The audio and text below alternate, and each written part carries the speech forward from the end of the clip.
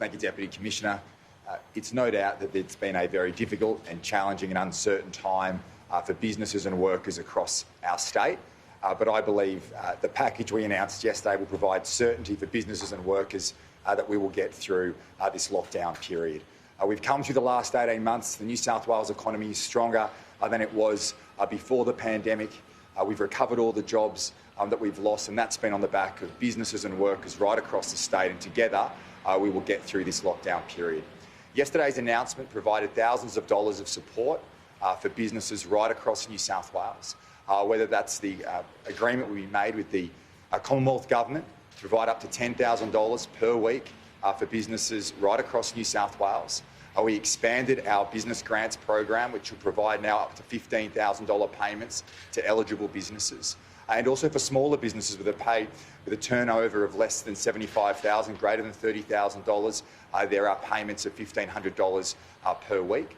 We are also waiving payroll tax obligations for eligible businesses who've had a turnover reduction of 30%.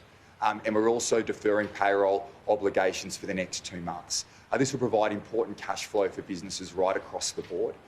We're also providing, as the Premier has outlined, support for individuals, where in conjunction with the Commonwealth, those workers who are still employed but have had their hours reduced are able to contact Services Australia and receive up to $600 a week as well for support during this difficult time.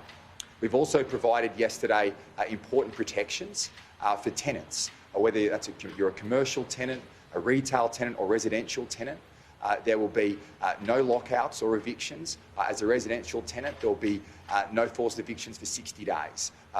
Mandatory mediation is in place, and also financial support. And I encourage all landlords today to speak to their tenants, whether that's retail, commercial or residential, and if your tenant is struggling, to engage with them in a payment plan, a reduction in rent, and we will provide an equivalent offset in terms of your land tax obligations.